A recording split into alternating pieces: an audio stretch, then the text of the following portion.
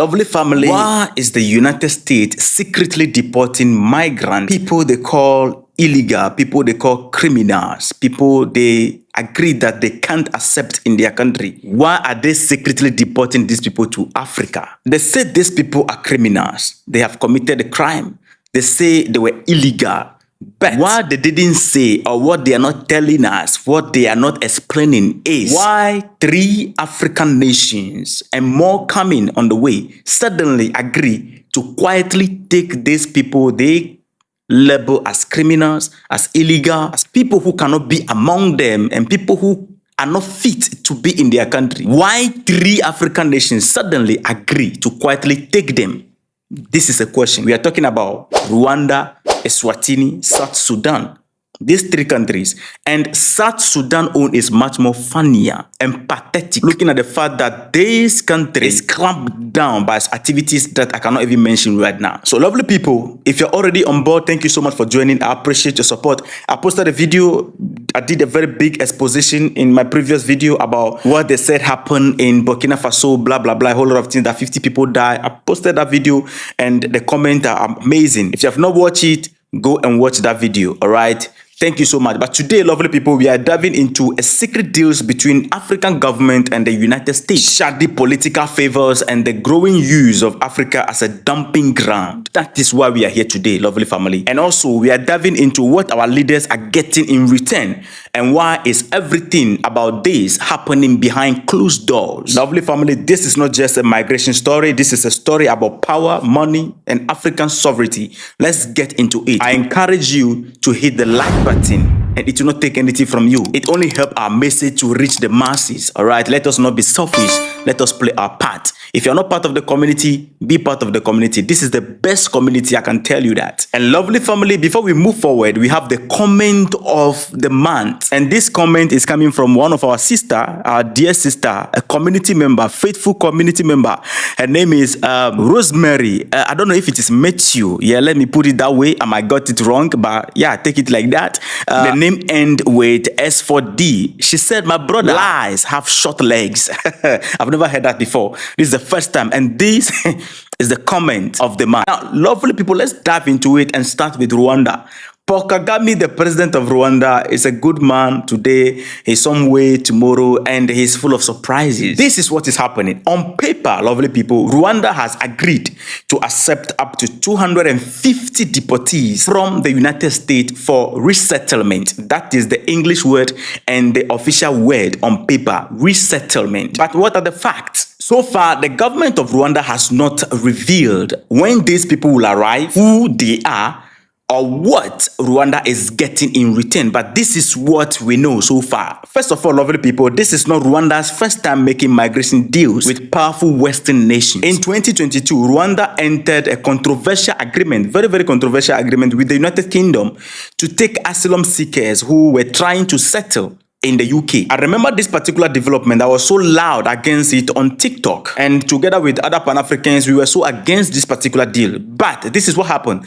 That deal, lovely people, collapsed after it was ruled unlawful by the UK Supreme Court. But not before the UK had already paid over 700 million pounds or 1.4 billion US dollars to Rwanda, much of which Rwanda kept. So now, the same Rwanda that couldn't carry through the UK plan is making a new deal, this time with Donald Trump administration. The government of Rwanda says deportees from the United States will be resettled, given healthcare, accommodation, and job training. But who is paying for that? And is this truly humanitarian or transactional? Because these people are not just ordinary citizens stranded. These are people that are labeled by the United States as criminals, as people who committed crime. Some of these people went to jail and came out. And the United States realized that these people cannot live among them. They are dangerous to their community, or they are dangerous to community. These are the people that the government is saying, the government of Rwanda is saying that they will be resettled. Healthcare will be given to them.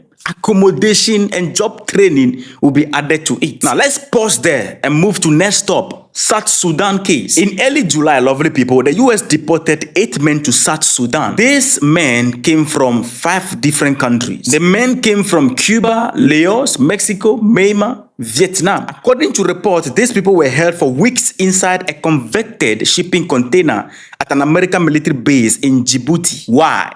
Because, according to the report, their deportation were delayed by legal challenges. According to US officials, these men were violent criminals who had served time and were now being deported because they are dangerous to society. But here is the problem. These men were held in secret. They were moved undercover. And when South Sudan finally received them, their government said they will ensure the men's safety and well-being. Since then, lovely people, no further information has been provided about these people. No one knows where they are being held or what has happened to them as of today. Once again, secrecy is the name of this game. Let's move to the third one.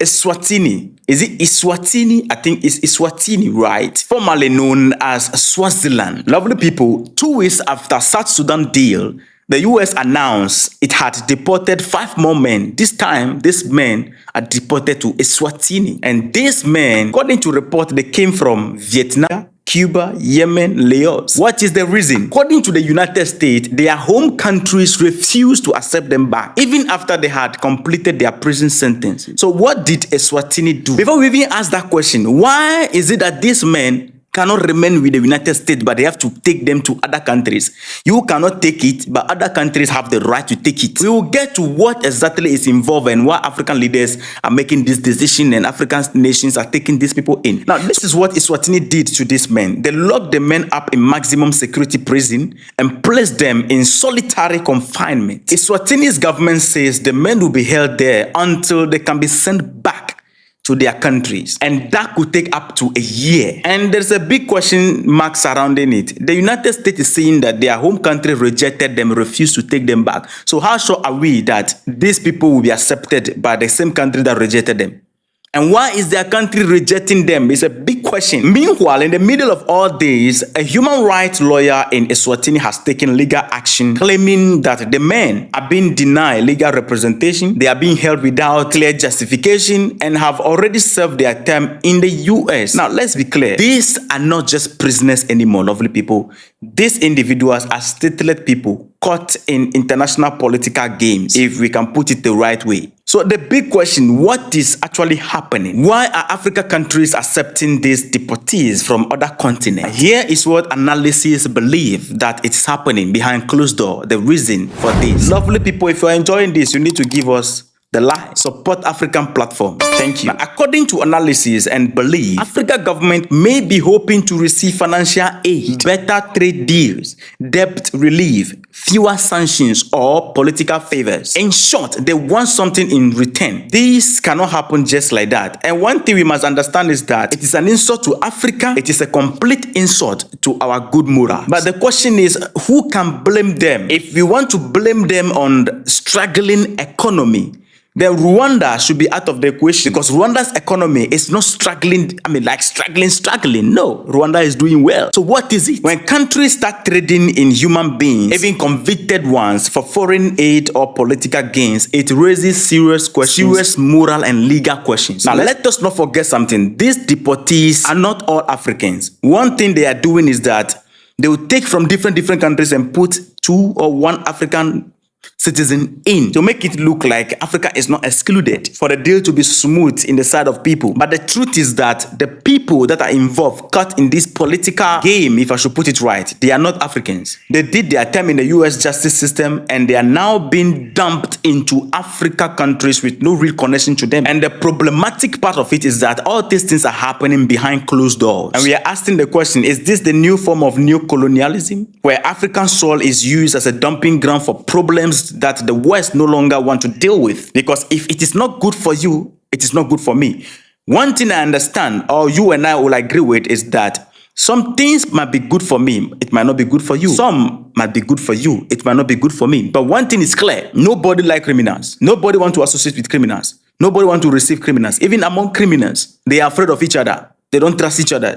They don't even like each other. So there is more to this deal, lovely people. But let's be honest, lovely people. Africa is not a dumping ground. Our leaders must stop that. Of course, we must engage with global powers. Of course, we need investment, trade, and partnership. But we must never sell our dignity. We must never allow ourselves to be used. These secret deportation deals are things that we can say are dangerous to Africa. And the whole thing is fictitious because there is no transparency, there is no accountability, and we can't even talk about respect for human rights, lovely people.